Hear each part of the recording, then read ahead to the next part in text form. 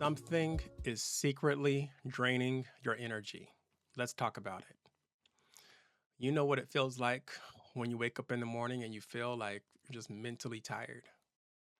By the time you get to the afternoon, you've had your coffee or your hot chocolate or whatever you had to get that pep back in your step. But by the afternoon, regardless of what type of day it is, you feel even more mentally tired than you did in the morning. Going into the evening after a long day's work, the day wasn't even that bad, really. You don't even have to have a bad day. But by the evening, by the time you eat dinner, you feel mentally and emotionally exhausted. Why is that?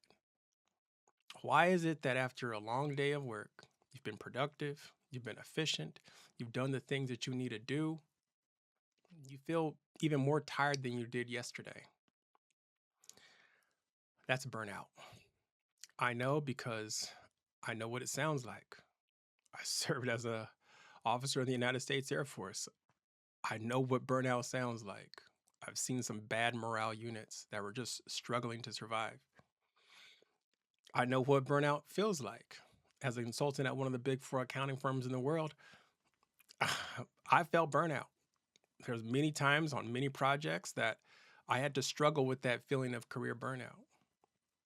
As a keynote speaker, I know what it looks like.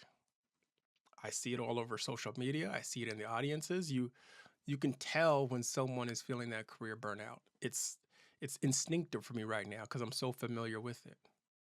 But what is causing it? What is that thing that is causing us to feel so burned out? 60% of professionals like me and you have reported feeling burned out to their medical professional. It's not something that we talk about in school, not something that we talk about at our different courses that we go to. It's not something that we talk about at conferences. We don't talk about burnout in the conference rooms and when we're hanging out with our coworkers. It's looked on as a weakness. You have to really trust someone if you're going to share with them that you're feeling career burned out because you never know if they're going to use that information against you. So we just bury it inside. We might share with one or two close friends, but that's about it. And the people that we share it with, we trust them with secrecy. We trust them to keep our confidence. There's a good chance that you or someone that you know or someone that you're working very closely with is experiencing it. Well, where is this all coming from? If you're an overachiever like me and you're feeling career burnout, you're probably going to think that it's something that you did. You're the one that caused the burnout. You haven't done your self-care. You took on too much workload at work. You haven't taken a family vacation. You may internalize the problem so much that you begin to work on your personal leadership skills. You work on becoming more productive as a human being. You work on becoming a better version of yourself. You work on making sure that you're able to manage time better. But my friends, I can tell you this. As much as I can help you work on your personal leadership skills and become a better version of yourself, you may still feel career burnout if your company is not doing the right things. If the team that you have at work, if that team is ineffective, if they don't know how to communicate, if they don't know how to delegate workflow, if they don't know how to deliver high quality products and services at a high level and do it efficiently, you may still feel burned out. So, what do? We invest in our companies. We invest in professional development. We invest in the training of our managers so that they can provide their teams with the resources they need to succeed. We also invest in executives and director education. We send them to conferences. We make sure that they have the network and the tools that they need to provide the direction that the company needs in order for the company to succeed. So let's just say that you've done all of that. You invested in the technology, you invested in the people, you've changed your processes. Let's just say you're able to do all of that, and now you're able to create profits that exceed expectations without having to cut costs in a manner that is inconsistent with growth. Let's just say that your company is able to create market share, add and grow the market, take market share away from your competitors. Let's say your company is able to do all the things that they want to do at the beginning of the year. Let's just say from a revenue and a profit standpoint, you've exceeded your profits and you created the revenue that you needed in order to do that. and everyone wins. The executives win, the managers win, every single person working at the company wins when the company wins. But you may still feel burned out, even if your company is the industry leader. Let's say your company is doing all the great things that it is supposed to do. It's creating new technology, it's innovating, it's solving problems in the industry that other companies could not solve. You may still feel burned out at a successful company, and that's a fact. I'm just here to keep it real with you. I got to keep it 100. My job is to give you the reality of the situation. Successful employees at successful companies are also experiencing burnout, period. And someone needs to talk about it. And why? Why are they feeling burned out? If you talk to people across multiple industries, people in different companies in your same industry, you'll find out that you're not the only one. Your company is not the only one. Your industry is not the only one. In fact, probably 99% of the people that you meet that are working for a living are experiencing burnout. If you look at us as a country, the United States of America, we have been more productive than we've ever been in the history of our country. Yet, our national debt is increasing every single year. So we got to work harder. What do you have to do when you're in debt and you have to pay interest payments? Everyone needs to work harder to enjoy the same quality of life that our parents were allowed to live. We can't give up. We can't. We have children that we got to take care of. We have community members that we want to take care of. We have goals and dreams that make us feel fulfilled when we pursue them. So there's a lot of things that we have to do. We have to continue working just because our economy is the way that it is. But what's the problem?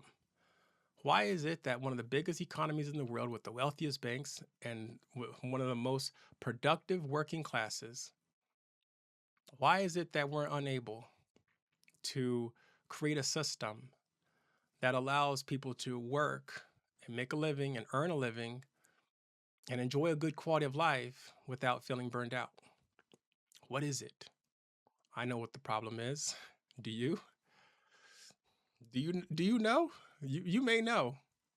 Do you know why our companies and our teams are having such a hard time creating the profitability that we need them to create without their employees feeling burned out? Do you know what is draining and secretly sucking the energy out of your life and the equity out of our economy and the profit out of our companies? There's something out there that's doing it, and I'm going to talk about it. I know what it is. Laziness. Laziness is draining the energy out of our lives. No, I'm not saying that you're lazy. I'm saying laziness is draining the energy out of our lives. It's draining the profitability out of our companies. It's destroying the productivity of our teams. It's draining the equity out of our economy. Laziness is doing that because laziness is increasing burnout across the spectrum. Excuse me. Laziness is enemy number one.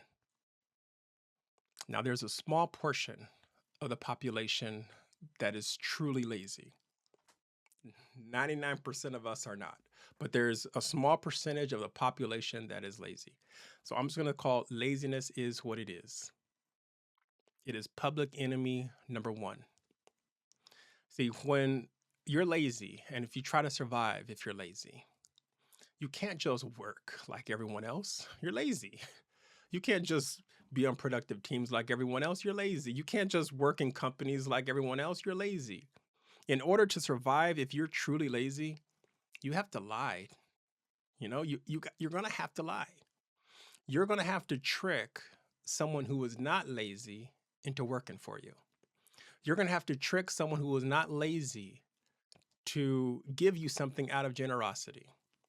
You're going to have to trick them. So you're going to have to lie in order to trick them. If you're lazy and you want to survive, guess what? You're going to have to cheat. And we see people cheating. You're going to have to create a system that is so unfair that someone who is not working and is lazy can win when someone who is working and who is an overachiever, you have to create a system that allows the person who was the overachiever to lose to the person who is lazy. That's how you have to survive. If you're going to survive, if you're lazy, you're going to have to cheat. You're going to have to rig the system. You're going to have to rig the economy. You're going to have to create unfair rules in companies. You're not going to be able to promote people based on merit or based on what they're able to produce. You're going to have to cheat if you're lazy. So if you're lazy, you're going to have to cheat. And we see that all over our economy. We see that in our companies. We see that in our community. We see that in our government. People who are lazy have to cheat. They cannot compete head to head. They cannot win when it is fair. They cannot win if the deck is not stacked in their favor. Lastly, people who are lazy, you'll tell them when you can know, you'll be able to detect someone who was lazy when the person who is lazy decides to steal. You'll see them stealing. You'll see them taking things that don't belong to them. You'll see them enjoying things that they have not worked for, that they have not earned. You'll see them enjoying things that they don't own. They're lazy. They have to steal to live. They have to steal to possess. If they had to work to possess the things that they want to enjoy, a person who was lazy will not be able to be lazy. They would have to work. They have enormous people who are lazy have the biggest appetites. People who are lazy have the most amount of greed that you can ever imagine. There's no way to measure someone who is lazy. There's no way to measure the greed of someone who is lazy. There's none. See, someone who was lazy, who wants to survive and they want to enjoy things in life, they'll steal. And once they realize, hey, I can steal what other people have worked for, it's much easier to steal. It's much easier to acquire. It's much faster to acquire something by stealing it. That's how people who are lazy think. It's much faster to acquire a car by stealing it. It's much faster to acquire a house by stealing it than it is to work for it. It's much easier to acquire a retirement by stealing it. That's how lazy people think. Okay, so let me steal someone else's retirement. Let me steal someone else's house. Let me steal someone else's car. Let me steal someone's education. Let me steal something from someone else, something that someone else has worked for. Let me steal someone's freedom. Let me steal someone's freedom. Let me steal someone's liberty. Let me steal someone else's rights. I'm not going to work for them myself. I'm going to steal it from somebody else. That's how someone who is lazy will think. Let me steal. And once they realize that they can be successful at acquiring things by stealing, their appetite has no limits. There is no limits to a lazy person's appetite. But if you are a hard worker, if you're an overachiever, if you do the things that you are supposed to do, if you play by the rules, there's limits to your appetite because you know, hey, I can't work for every single thing that I want to enjoy. I have to be able to regulate my appetite. You will see the people out there who have the 9 or 10 or however many mansions, they live a life of luxury while everyone else around them is struggling. The 1% of the 1%, those people have massive appetites. They're to maintain their lifestyle, just to maintain their lifestyle. 99% of the population needs to work to support the 1% of the 1% of the population who is lazy. That's the system that we're in.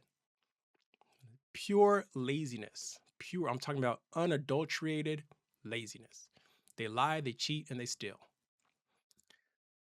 What are we going to do about it? Talk about who's to blame and what we're going to do about it. I wasn't the one that said it was okay to be lazy. I was not the one that invested in the entertainment industry and promoted messages that made people feel like it is okay to be greedy. I was not the one who promoted messages that said it was okay to lie, it was okay to cheat, it's okay to steal as long as you get away with it. I was not the one who picked and chose shows and movies and artists to promote that that promoted a lifestyle of someone who was lazy. I wasn't the one who did that. I wasn't the one who damaged our society. I wasn't the one who rigged our economy. I wasn't the one who bribed politicians. I wasn't the one who infiltrated our government. I was not the one who disconnected the government from the people. I wasn't the one who hurt our republic. That wasn't me.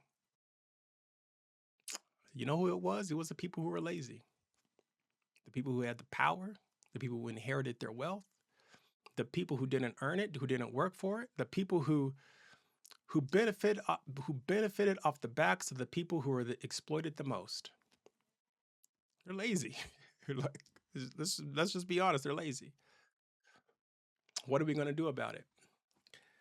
There's some things that we are able to do, and there's some things that we're not able to do just yet. To fully hold the people who are responsible for the things that we see in our society accountable is going to take some time. It's going to take some planning. It's going to take some organization. It's going to take some teamwork. It's going to take our companies and our industries to be much stronger. It's going to take our economy to be much bigger. We're going to have to sacrifice some things if we want to win some things. But you know what we can do today before we allow justice to roll down like waters and righteousness like a mighty stream? Do you know what we can do before we bring the people who are truly lazy to justice and finally make them earn what they are taking from society? Do you know what we can do before we completely change the economy so that men, women, and children of every ethnicity can experience prosperity and live in harmony? What we can do is we can work in our teams and our companies, make our teams more productive than they've ever been. We can make our companies more profitable than they've ever been. We can grow our industries, and we can make our economy 100 times bigger. That's what we can do. We can make sure that we have the financial resources that we need in order to completely change the economy so that men, women, and children of every ethnicity can experience prosperity and live in harmony. But in order to do all of that, we're going to need to develop our personal leadership skills. We have to become the best version of ourselves as we can possibly be. It's gonna involve us learning how to communicate like we need to communicate. We're going to need to work on ourselves and hold ourselves accountable for the things that we have done wrong and then fix the mistakes that we've made in our life. We're also going to need to make sure that we become the leaders that we were born to be. All of us have leadership potential. You have leadership potential. I know you like to follow. I know you like to listen. I know you like to learn. But I'm telling you, my friend, even as an introvert, you have leadership potential that is very powerful.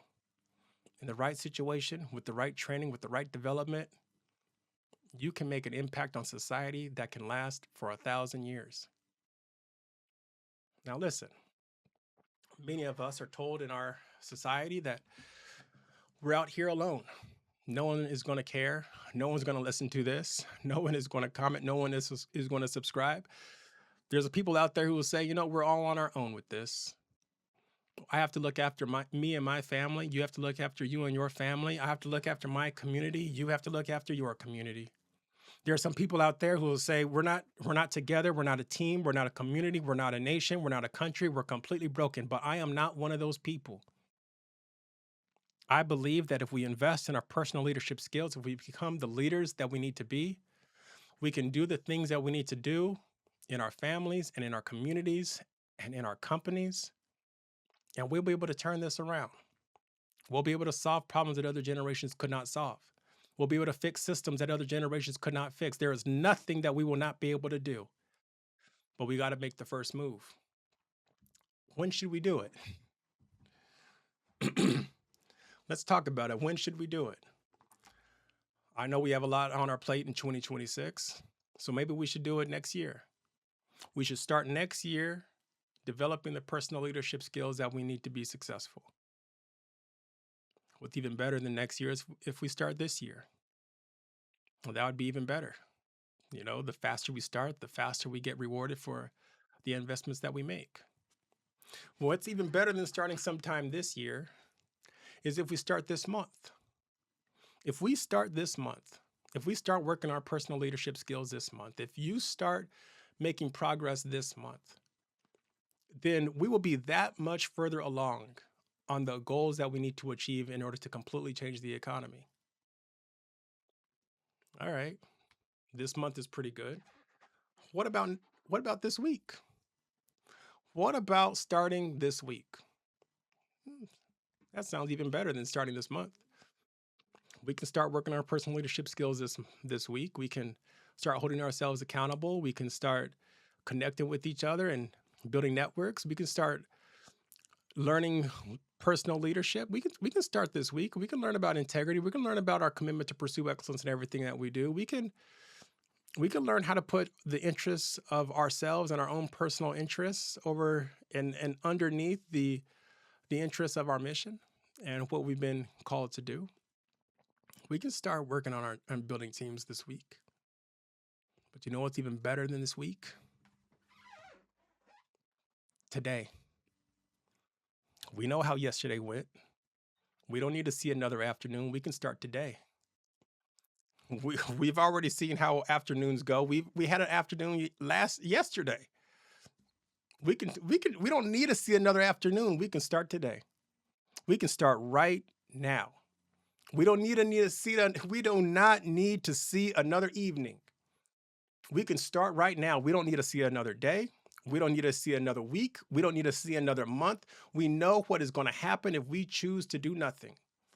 If we do nothing, we get nothing. If we do nothing new today, we will get the same thing that we got yesterday. If we do nothing new this week, we will get the same thing that we got last week.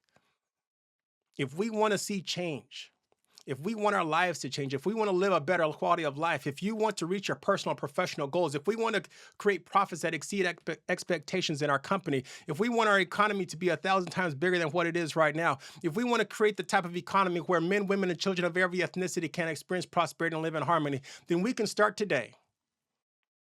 You can start today. Your brother, your sister, your mother, your father, your best friends, your coworkers, everyone who works at your company, the person who's at your coffee shop, we can all start today. We can start working on our personal leadership skills today. Now, I know some of you all may be thinking, all right, okay, today, I'm ready, but what's the point? We're not going to be able to do the things, Kenneth, that you say that we're going to be able to do. I know some of you all are thinking we're not going to be able to live the quality of life that you say that we're going to be able to live. I'm not going to be able to afford the house that I want to live in. I'm not going to be able to afford the car that I want to live in. I'm not going to be able to build that company that I see myself creating. I'm not going to be able to build this crazy industry that is bigger than all the other industries. I'm not going to be able to see the fruition of my efforts when we're talking about building the type of economy that we need that is 1,000 times bigger than what our economy is today. I'm not going to be able to see the fruits of my labor. I'm not going to be able to enjoy it because there's so much that needs to get done, and I can only do so much in my lifetime. I know some of you all are thinking that. It's too much. Your dreams are too big. You can look around you at all the people who are older than you, and you will find so many people who dreamed big as a child, but when they got a certain age, they decided to let go of their dreams. Well, my friends, consider this a wake-up call. It doesn't matter how old you are. It is time to brush off those dreams that you dreamed when you were a little kid. And if you're still dreaming those big dreams, it's time to start holding on to them and start pursuing them, because there is no dream too big. Our faith is bigger. Our ambition is bigger than your dreams. Our discipline is bigger than your dreams. Our resilience and our determination is bigger than your dreams. There is no dream that is too big. There is no dream that we're not going to be able to accomplish when we work together. It's time to go after them. There are some people who tell me that life is a marathon. You hear them. They'll say life is a marathon. And they tell you that life is a marathon because they want you to know that life is a marathon and not a sprint. Life is a marathon, and you have to be prepared for the long game. So they tell you life is a marathon. And I'm not sure if you've seen anybody run a marathon, but you have to pace yourself throughout the whole marathon. You have to make sure that you save enough energy so that you have enough energy to finish life. You have to save enough energy so you have enough energy to finish the marathon, because the whole point of running a marathon is you get to the end, you finish. It's a lesson, it's a demonstration of resilience, it's a demonstration of determination. When you hear these speakers, these pastors, these preachers, these motivational preachers, when you hear them say life is a marathon, you may be at your job and someone sees you and struggling with something, and someone will come up to you and they'll say, life is a marathon. I've heard that in the military. People will come to me and say, Kenneth, why are you working so hard? Why are you doing all that? Why do you feel so pressed to get into the United States Air Force Academy? Why are you volunteering for a base honor guard? Why are you doing the most? Why are you volunteering for all these additional duties? Like, what's up? Like, what are you doing? Life is a marathon. You got plenty of time to figure that out. You don't need to get in just right now. You don't need to get into the school right now. You don't need to act as if you're running out of time. Life is a marathon. I was told that when I was getting ready to transition out of the military and become a consultant.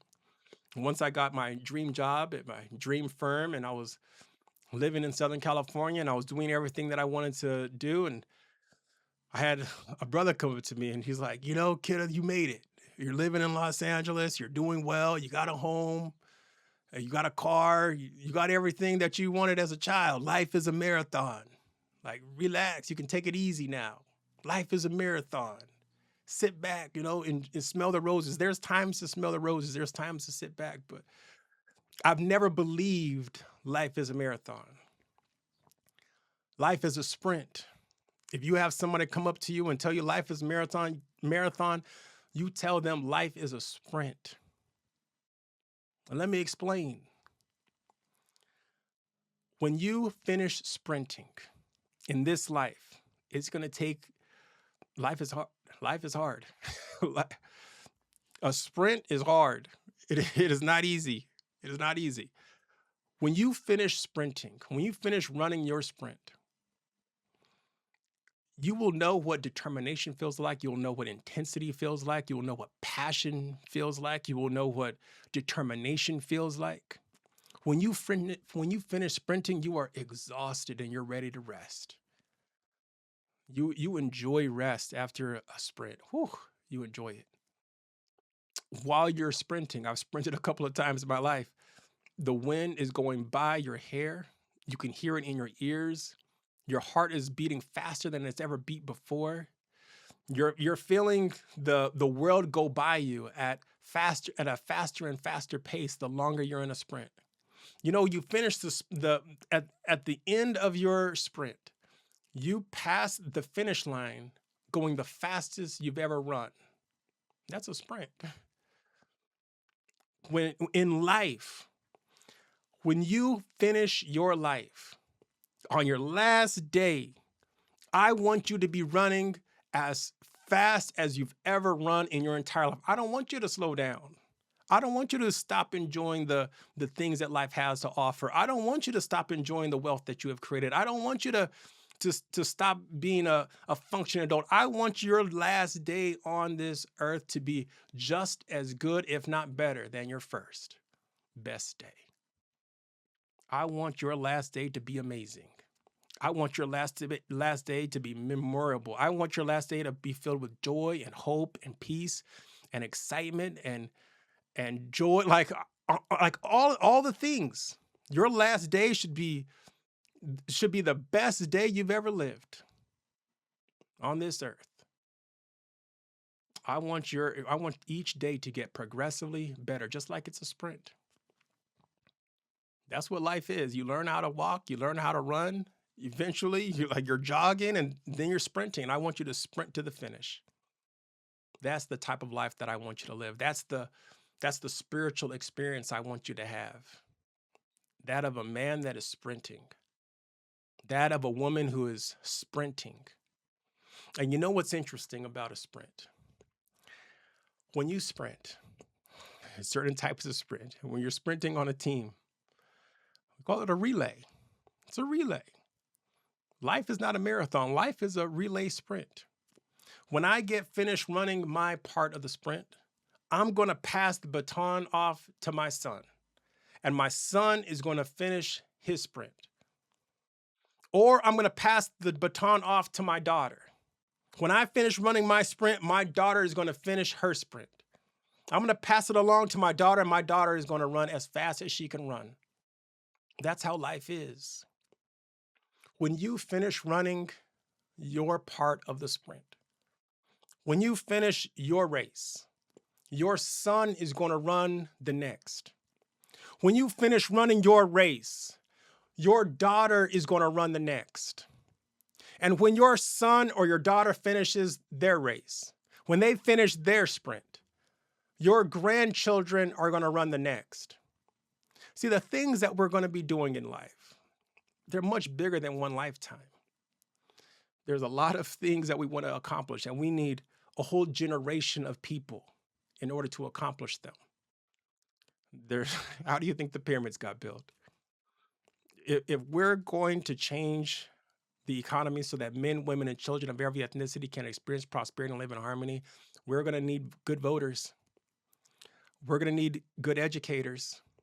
We're going to need good workers. We're going to need good executives. We're going to need good congressmen, and we're going to need good presidents.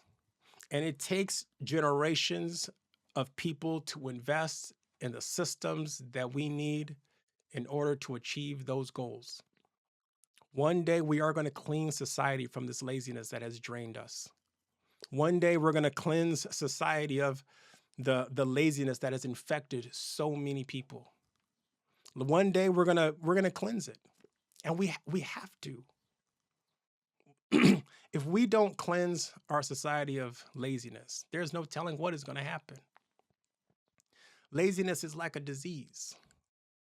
It's a bad disease. You know, if you have a friend that is lazy, right? Let's just say you made a friend and he's really lazy. And your friend who is lazy meets another friend who is not lazy. If they talk to each other long enough, the friend that is not lazy is going to start exhibiting the traits of the friend that is lazy. All right, you guys are not hearing me. All right, try this out. If you have a team at a company that is lazy, right? You have a team that the whole team is just lazy. They don't achieve, they don't reach their goals. They're always coming up with excuses. And that team begins to work very closely with a team that is an overachieving team. The team that is an overachieving team will begin exhibiting the traits of the team that is lazy. It's so important. All right, here's another one. If you have a man, laziness is like a disease. If you have a man, right, that is lazy, or a woman, and they get into a relationship with a man or a woman that is not lazy, they're an overachiever. The man or the woman that is an overachiever, they will eventually begin exhibiting the traits of the partner that is lazy. It works like this. This concept is not a new concept. Laziness is a disease, and it must be cleansed from society. It must be cleansed from our companies. We must cleanse it from our lives. It causes people who are not lazy to exhibit the traits of people who are lazy, and it kills our productivity. It kills our profit. It hurts our economy. It's the thing that infects and corrupts almost every segment of our society. You've heard, hey, good cop, bad cop, right? You've heard hey, one bad cop can ruin the whole bunch. One bad apple can ruin the whole bunch. You've also heard, hey, birds of a feather flock together. People who are lazy typically get along with other people who are lazy. They flock together. But what is crazy about it is people who are lazy influence people who are not lazy to act as if they are lazy. They influence them. They corrupt them. They say, you've heard it said, they said, evil communication corrupts good manners. When you speak and when you engage, and if you share information with, and you create relationships with people who are lazy, just naturally you'll begin exhibiting the traits of someone who is lazy. You may not even be lazy. Like you may not even at your core, you may be a good worker. At your core, you could be creative, you could be intelligent. At your core, you don't lie, you don't cheat, you don't steal. But because you associate with people who are lazy, who lie, who cheat, who steal, because you associate with people who are not very productive and they never wanted to be productive, because you associate with those people, you will begin exhibiting the traits of people who are lazy. You'll begin lying, you'll begin cheating, you'll be stealing, you'll begin doing all the things that you never wanted to do when you were a little kid. You never wanted to live your life like that. You feel uncomfortable doing it. But you do it because you feel, hey, I want to be associated with this crowd. This crowd is a cool crowd. This crowd is an in crowd. This crowd is getting by. They are doing wrong and they're getting by, so they must be cool. No, they are not cool. They're thinking short term and you should be thinking long term. You are running a race, you are sprinting. And when you get done with your segment of the race, when you get finished sprinting, you're gonna pass the baton off to someone else, your son, your daughter, and they're gonna pick up where you left off and they're gonna run their part of the race and they're gonna sprint. And then they're gonna hand the baton off to your grandchildren and to your great grandchildren and to your great great grandchildren. And the legacy that you have created today by not being lazy, the legacy that you have created today by being productive, the legacy that you are creating today in your lifetime is going to live on for 1,000 lifetimes because you were not lazy. That fulfillment that you should feel, that joy that you should feel, it's real. There's no amount of money in the world that can buy joy like that. It has to be earned. But you cannot associate with people who are lazy. The 1% of the population that is corrupting everyone else is going to continue corrupting everyone unless we stand up and say enough is enough. We're going to choose to take our economy back. We're going to choose to take our communities back. We're going to choose to take our companies back. We're going to choose to take our programs back. We're going to choose to take ourselves back. We're going to define our own identity by the things that we decide. And we decide not to be lazy. We decide to not lie, not cheat, not steal. We're deciding to be honest. We're deciding to keep integrity first. We're deciding to pursue excellence in everything that we do. We're deciding to put the needs of our mission over our own personal needs. We're running a race. And our job is to win. Our job is to run as hard as we can for as long as we can until we cannot run anymore. And then our children are going to pick up the baton and they're going to run as hard as they can for as long as they can until they cannot run anymore. And the joy that they're going to fulfill in their life is going to be multiplied by each day we work toward those goals. Your life is much, much, much bigger, much more important than you can ever imagine. Don't associate with the people who are lazy. They are dangerous people. Be careful who you're friends with. Be careful who is working with you in your company. Be careful who you open up into your friend circles. Be careful who you hire into your company. Be careful who is in your industry. Be aware of the people who are lazy. They're not there for you. They're there to trick you. They will only be happy if you're doing worse than them. They will lie, they will cheat, they will steal, they will pretend to be a good person when they're not really a good person because they know if they pretend to be a good person while secretly holding these plans that they have to trip you up, they know that you'll let down your guard. They know that they'll be able to overcome the barriers and the defenses that you have against people who are lazy. Beware of the people that you work with. Beware of the people that you are living with. Beware of the people who are trying to be friends with you when they're exhibiting signs of someone who is lazy. Beware of the people who lie. Beware of the people who are okay and who tolerate people who cheat. Beware of those people who are okay with people who steal. You know, the most dangerous people in society, they're not the people who are the 1% of the people who are lazy. There's the person who opens up the door for the person who is lazy is just as dangerous as the person who was lazy. The person who enables the person who was lazy is just as dangerous as the person who was lazy. Laziness is enemy number one. Sinners is a great movie, but it's not a great movie for no reason. You'll see in there the person who opens up the door and invites the people from the outside into the establishment, they are just as dangerous as the people outside of the establishment. It's a great movie. It's a great lesson for life. And that directly applies to what we are experiencing today. If it wasn't for laziness, so many people would not be burned out. People who are lazy, they influence other people who are not lazy to act like they're lazy. And eventually the overachievers, the leaders, the people like me and you, we try to keep the train on the tracks. We try to make sure that the boat does not sink. We try to plug all the leaks. But at some point, our body breaks down. At some point, our mind is exhausted. At some point, our spirit is worn down. And at some point, we get burned out. Top performers get burned out. Why? Because other people at the company are lazy. And we have to do the job of the people who are lazy, because we know that if no one stands up and volunteers to do the job of the people who are lazy, then the company will not be as profitable as it needs to be and will not be able to succeed in the industry. This is why so many good people get burned out at different companies across all these industries.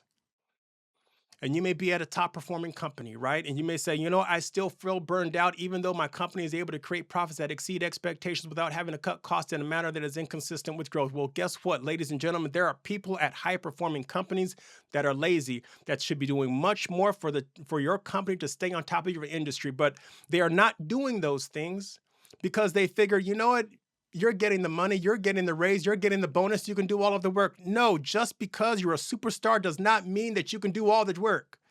Just because you're a superstar and you can do everything on the court does not mean you should do everything on the court. It is important for every single person at a company to play their role. It is important for you to play your role, which is why you must focus on developing your personal leadership skills, because if you have personal leadership skills, you're going to be able to know what your role is.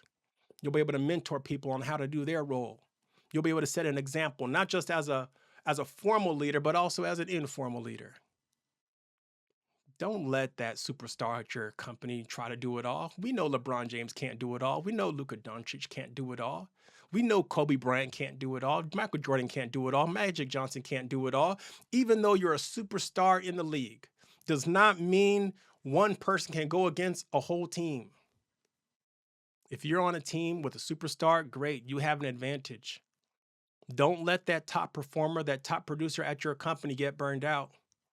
Get that person's back. You see what they're working on. You see the projects that they're doing. You see the load that's on their plate. Volunteer to help out. Let your company win. Let your team be more productive. Raise your hand if you can take more, if you can find a better way of doing things, if you can find a more efficient way of doing things, raise your hand and volunteer. That person is part of the working middle class as well. You may think they're got millions and billions of dollars. They don't. They're working just like you. Their bills might be a little bit more, but they're still in this rat race just like you are. Volunteer and help out. One of these days, you may be the superstar, and you're going to hope that the person who joins your company raises their hand and volunteers and is proactive about the things that they're able to solve and the problems that they're able to fix. Don't let that superstar go out there by themselves. It's true in the military. We don't expect a general to be able to win the war. Every single airman in the United States Air Force, I was an airman in the United States Air Force, every single airman knows that we are the backbone of the military. We are the backbone of the Air Force. We cannot expect our officers. Eventually I became an officer, but we cannot expect our officers to do everything. We have to do the work. We have to be efficient at our jobs. We have to be excellent leaders. Even as a follower, I need to be a leader. I'll be an informal leader. I'll do what I need to do to influence the organization to reach its goals because I'm an informal leader and I take pride in my job. I don't have to have a formal leadership title in order to make sure that I can influence an organization to solve the problems that it is facing. Embrace that role as an informal leader. You get through your burnout, you recover, you're feeling better now. Okay, now that you're feeling good, get back into the fight. Get back in there. You can do it. Relieve somebody else. They're relieving you so that you can recover. Okay, great. Now you're back. Now you're fully rested. Get back in there and relieve somebody else. Don't let your brother, your sister get into your company, be a top performer, and then you see them get burned out 3-4 months later. Get their back so that your entire team can win, so that your entire company can win, so that we can build these industries and we can grow the economy. Do what you have to do. Do your job. Develop your personal leadership skills. It's not going to hurt you. You're going to be able to live the quality of life that you've always wanted to live when we succeed. All right, folks, that's the message that I have for you today. I look forward to talking to you again in the next video. Bye.